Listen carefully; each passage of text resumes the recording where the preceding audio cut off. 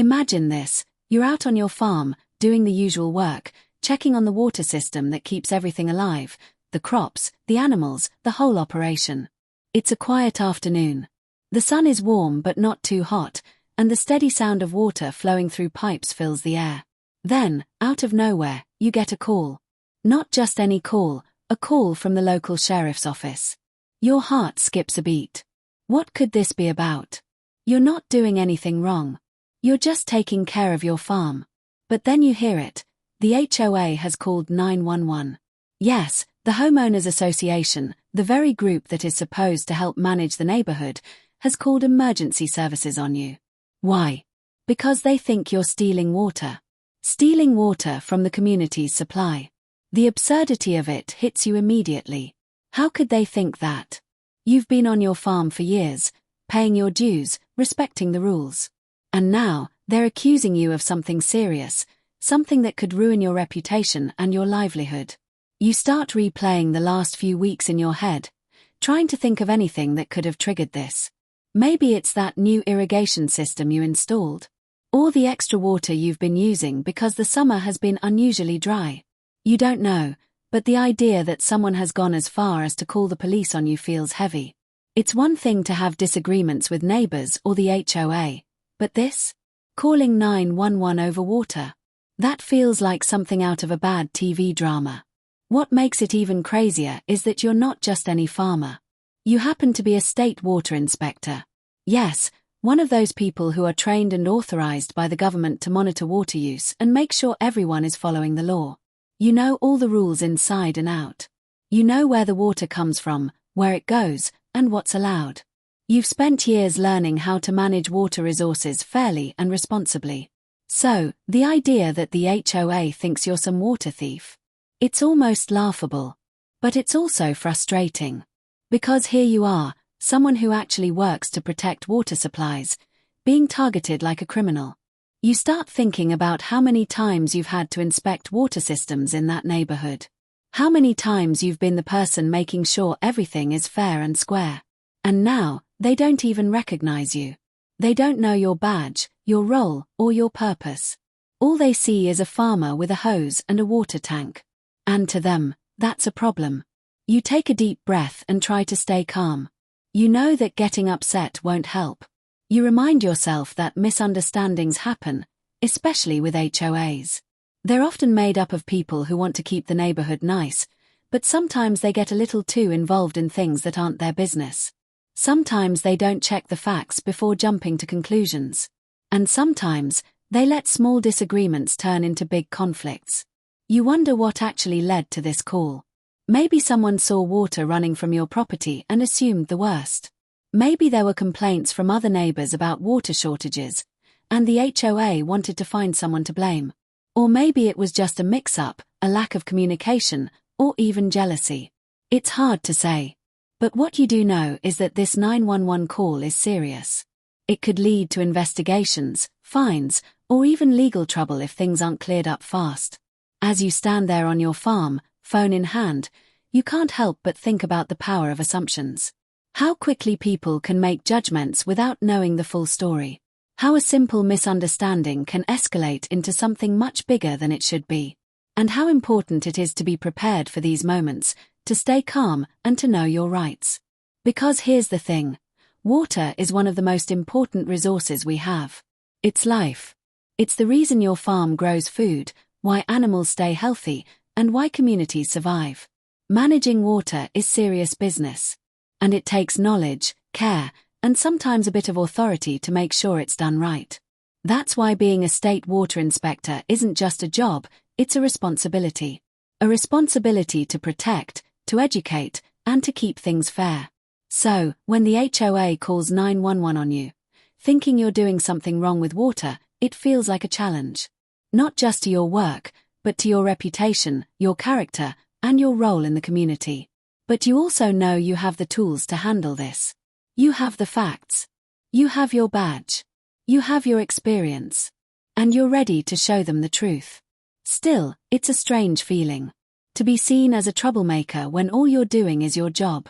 To be suspected when all you're doing is managing a precious resource. To have your own community turn against you without knowing the whole story.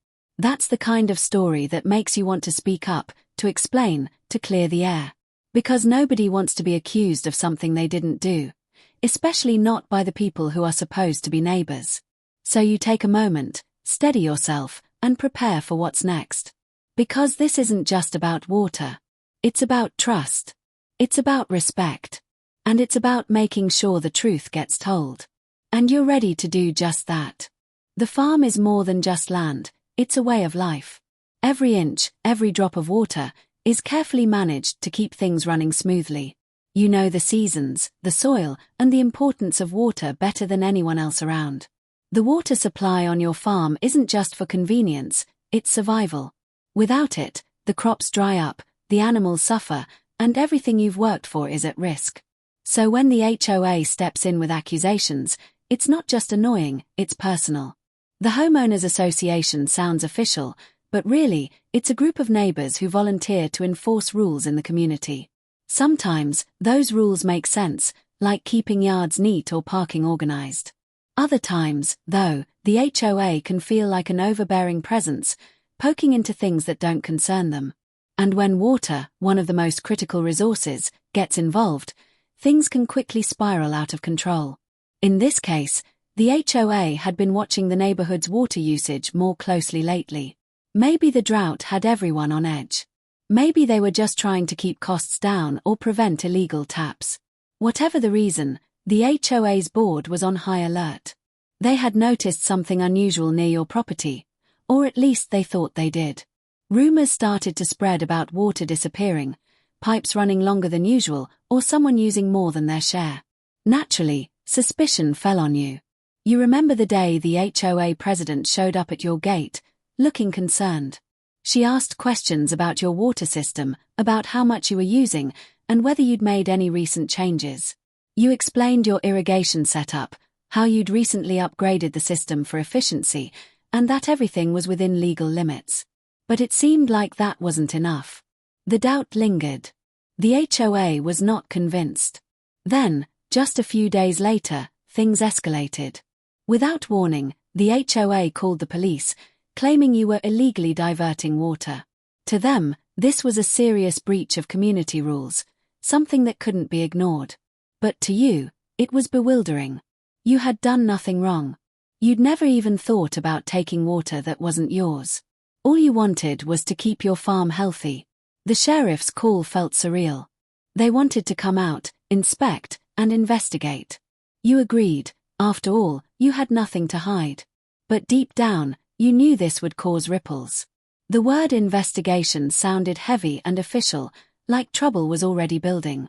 And all because of a misunderstanding fueled by suspicion, not facts. What the HOA didn't realize is that your role as a state water inspector puts you in a unique position. You've been trained to understand water laws, to detect leaks, to ensure fair distribution. You carry an official badge that grants you authority to inspect and manage water use in your area. You're not just a farmer. You're part of the system designed to protect water resources. It's ironic and frustrating that this very knowledge was unknown to the HOA, who jumped to conclusions without checking the facts.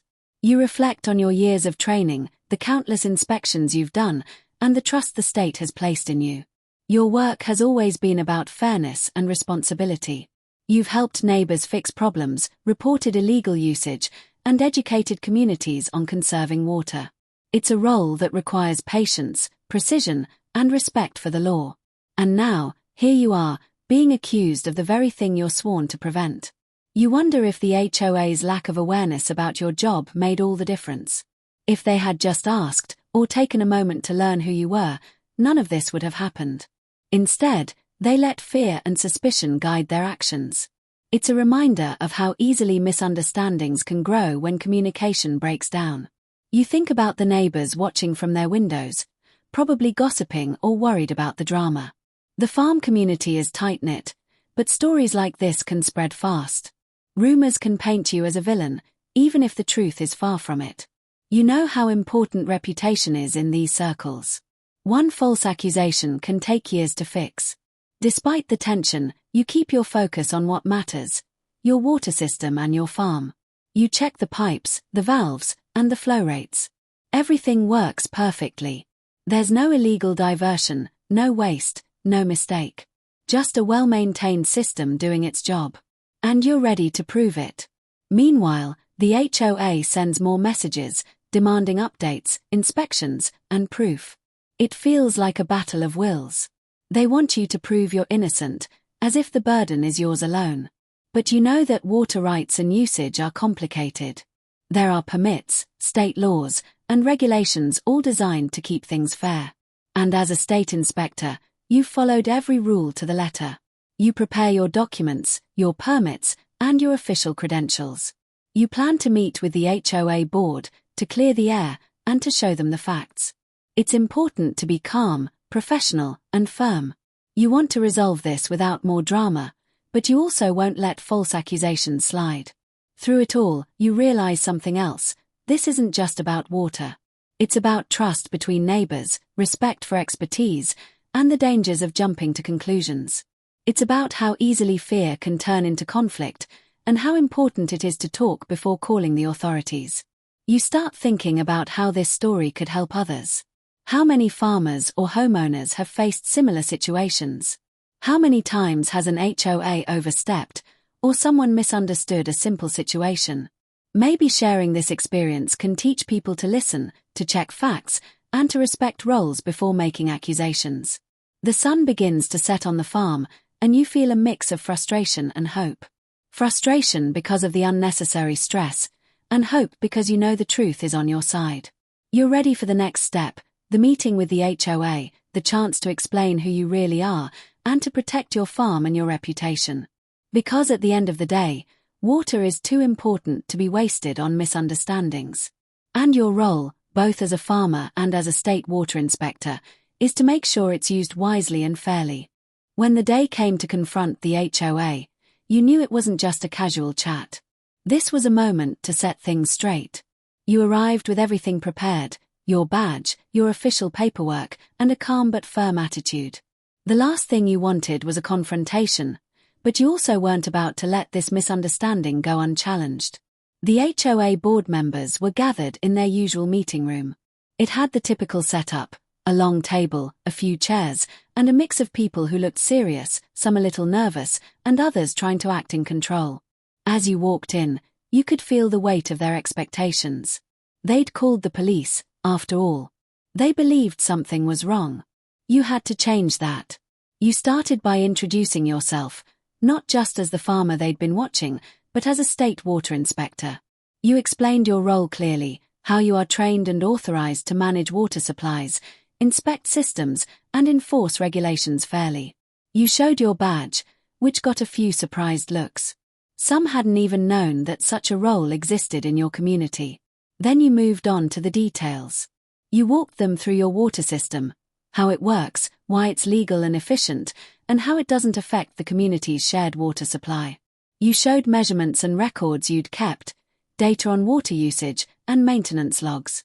You explained the upgrades you'd done to save water, not waste it. You made it clear, you were part of the solution, not the problem. At first, some board members looked skeptical. You could tell they'd been caught off guard, and maybe they felt embarrassed. Others seemed relieved to hear the facts laid out so clearly. The conversation shifted from accusations to questions. They wanted to know more about how water rights worked, what permits you needed, and how the state monitors usage. It was a chance for education, and you took it. You stayed patient, knowing that changing minds takes time. It wasn't about winning a debate, it was about building understanding. You shared stories from your inspections in other communities, about problems you'd solved and people you'd helped. You made it clear that your goal was fairness and sustainability, not conflict. As the meeting went on, you noticed a change. The tone softened. The board president, who had looked so firm at the start, began to listen more closely. You could see the gears turning as they processed the new information. It was clear they hadn't intended to cause harm, they'd just acted out of concern and perhaps a little misunderstanding. You took the opportunity to suggest ways the HOA and you could work together moving forward. Maybe regular check-ins, or a clear communication line for any water concerns. You offered to educate the community about water conservation and regulations. It was an olive branch, and it felt good to extend it. By the end of the meeting, the atmosphere was almost friendlier. The board members thanked you for your professionalism and transparency. They admitted that calling 911 had been a mistake, driven by worry and not facts. Some even apologized for the stress it caused you. It wasn't perfect, but it was progress. Walking out of that room, you felt a mix of relief and resolve. Relief because you'd cleared up the biggest misunderstanding. Resolve because you knew there was still work to do, building trust, educating neighbors, and keeping the peace. Water disputes aren't rare, and misunderstandings can happen anywhere. But this time, you were ready. You also thought about how this story might help others who face similar conflicts. How important it is to stay calm, be prepared, and use your knowledge to guide difficult conversations. Sometimes, being the expert isn't just about what you know, it's about how you share it. How you listen, how you explain, and how you build bridges. Back at your farm, the irrigation system hummed quietly as the evening settled in. The water flowed smoothly, just like it always had. But now, there was a new sense of peace. You'd faced a tough situation and come out stronger. Not because you fought harder, but because you stood firm in the truth and showed respect even when it wasn't easy. You know this won't be the last challenge. Water is precious, and tensions over it can flare up anytime. But you're confident. You've got the experience, the authority, and now, a clearer understanding with your community. And that makes all the difference. A few days after the meeting with the HOA, things on the farm started to feel normal again. The mornings were quiet, the animals were calm, and the water flowed like it always had. But something had shifted. There was this new awareness in the air, like eyes were still watching, not out of suspicion anymore, but curiosity. Neighbors who used to just wave from a distance were now stopping by to talk. Some were polite. Some were nosy. And some wanted to know more about what really happened. You didn't mind. In fact, you saw it as a chance to set the record straight. Not just for yourself, but for the sake of truth. The rumor mill had been spinning fast before, claims of water theft, illegal piping, even some wild story about a secret well. Now people wanted to hear it from you directly. So you told them. You explained what the inspection process looks like, how water rights work, and what the laws actually say. You weren't trying to brag. You were just giving facts. And people listened. One neighbor, a retired guy who'd lived in the area for decades, said he couldn't believe the HOA had made such a huge leap without asking basic questions. He told you stories about how things used to be, when neighbors helped each other instead of reporting each other. Another neighbor admitted she'd been the one who mentioned your name to the HOA president. She said she thought something looked off with your new irrigation setup but never meant for it to become a full-blown police call. You nodded, not angry, just a little disappointed. She apologized, and that was enough for now. You could feel that this situation had touched something deeper than just a misunderstanding. It had revealed how quickly people can judge when they don't understand what they're looking at. A pipe sticking out of the ground. Must be illegal. A water tank filling up. Must be stealing. Never mind the permits, the licenses, or the state-issued badge. When fear takes over, reason takes a backseat. That's when you decided to take it a step further. You started documenting your farm's water system in detail, not because you had to, but because you wanted to. You recorded short clips showing how the system worked, where the water came from, how much was being used, and how it was regulated. You kept a log, marked everything clearly, even labeled the pipes. It wasn't about defending yourself anymore. It was about transparency, and maybe even teaching people something useful. You began sharing bits of this online, not on big platforms, just in small community groups where people from the neighborhood could see. And to your surprise, people responded well. They asked questions, gave feedback, and even thanked you. A few even asked for help setting up more efficient systems for their own gardens or small yards. Suddenly, you weren't just the guy the HOA called the cops on. You were the one with answers. The water guy. Of course, not everyone changed overnight. There were still a few board members who seemed embarrassed about the whole thing, keeping their distance, avoiding eye contact when passing by. And that was fine. You didn't need everyone to like you. What mattered was that the truth had space to breathe now. You also got a letter in the mail, from the county office. It wasn't a warning or a fine. It was a note of thanks. Apparently, your handling of the situation had caught someone's attention. They liked how you managed the accusations without making a scene, how you used the opportunity to educate instead of retaliate. It was a small gesture, but it meant something. A little validation that doing things the right way still counts. Back on the farm, everything continued. Water levels remained stable. The crops were growing. The animals were thriving. You kept doing your daily rounds, inspecting, adjusting, keeping things flowing. The same work, the same commitment, but now with a little more recognition and a bit more respect. The whole experience had been unexpected. It started with suspicion and ended with awareness. People now understood more about where their water comes from and how it's managed. They realized there are systems in place, people trained to keep things fair, and sometimes those people live right next door. You weren't just the farmer anymore. You were the inspector, the educator, the one who stood calmly when everything could have blown up. And even though it all began with a 911 call that never should have happened, you're kind of glad it did. Because sometimes, it takes a little chaos to clear up the bigger picture. And now that it's clear, you're ready for whatever comes next. The next week, you were back to your routine. Early mornings, walking the rows of the field before the sun fully broke the horizon. The ground was still damp from the last irrigation cycle, and you could hear the steady hum of water moving through the pipes underground.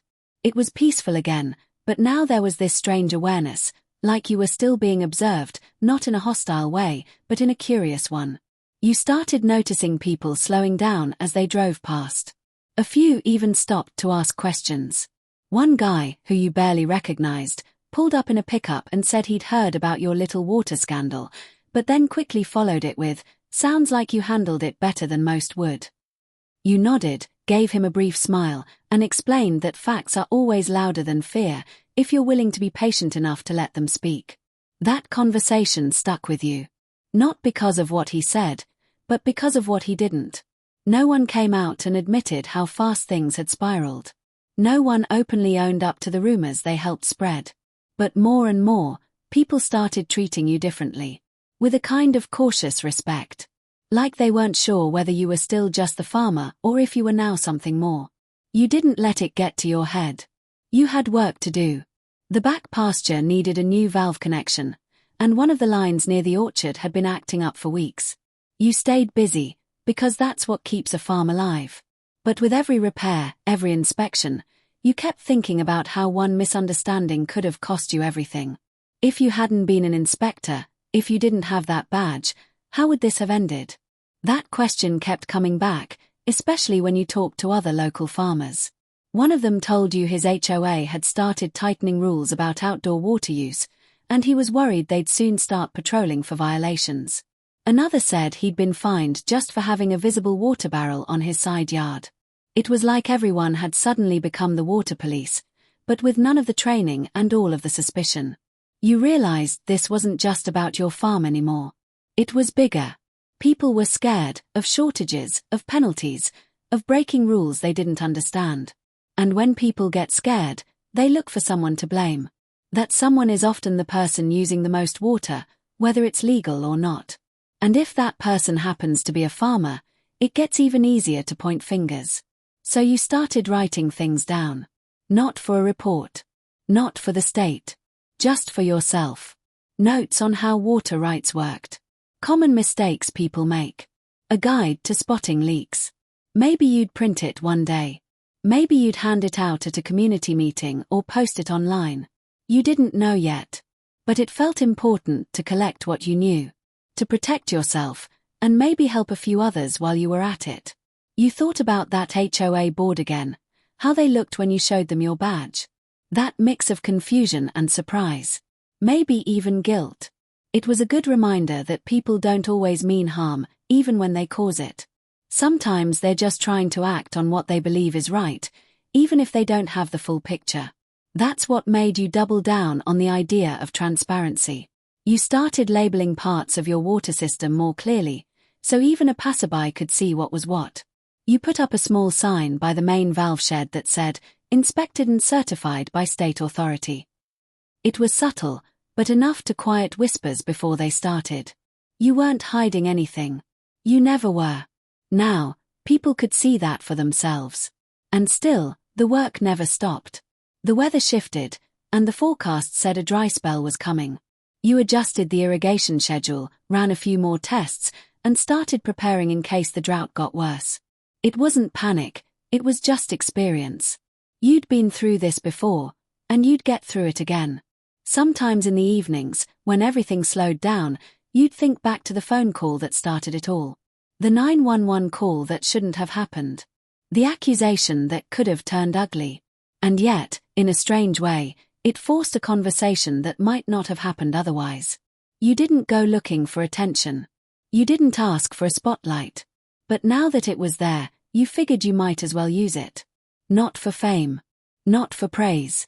Just to make sure the next time someone hears water running near a fence line, they don't reach for the phone, they walk up and ask. A couple of weeks had passed when you got an unexpected knock on your front gate. Not a delivery guy or a neighbor this time, but someone from the local news.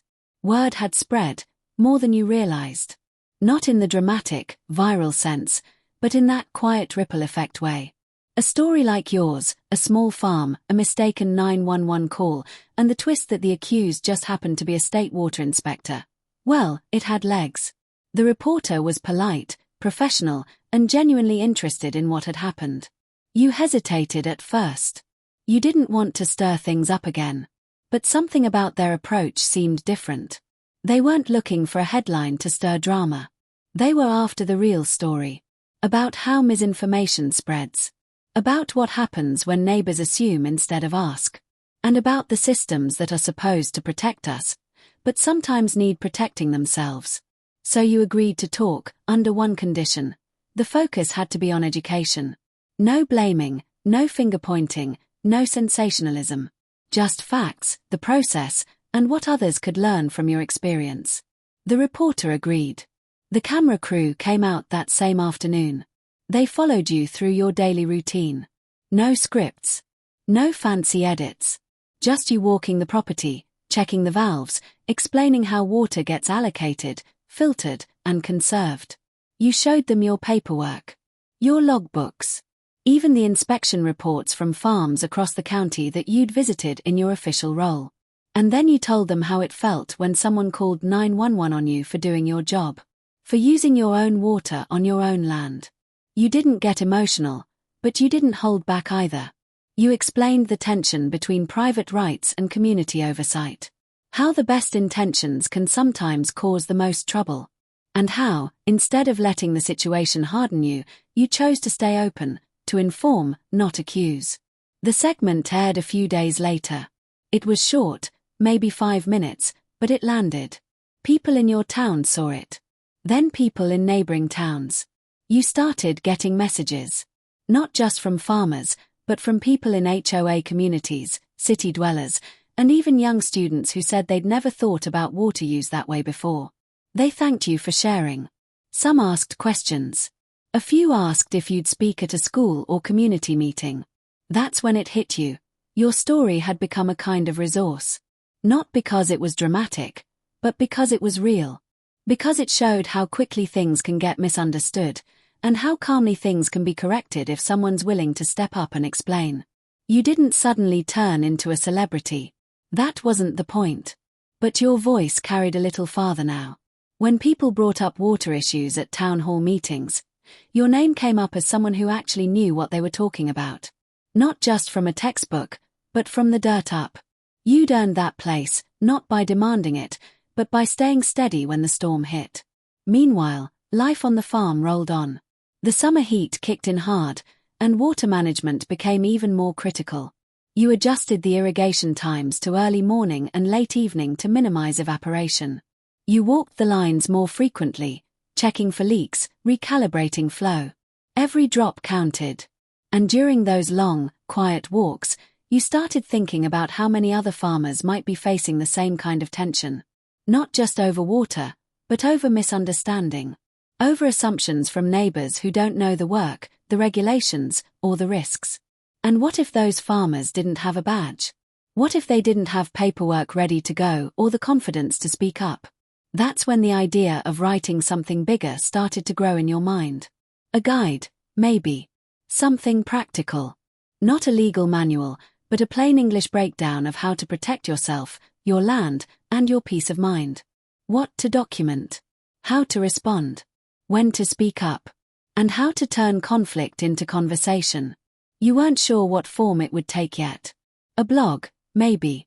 Or a downloadable checklist people could use. The important thing was giving people the tools you wish you'd had before all this happened. Because if there's one thing you've learned through this mess, it's that the truth doesn't just defend itself. It needs a voice. A calm one. A clear one. And sometimes, it needs boots on the ground to walk people through it. So you kept walking. Same path, same fields, same sound of water running just beneath the surface.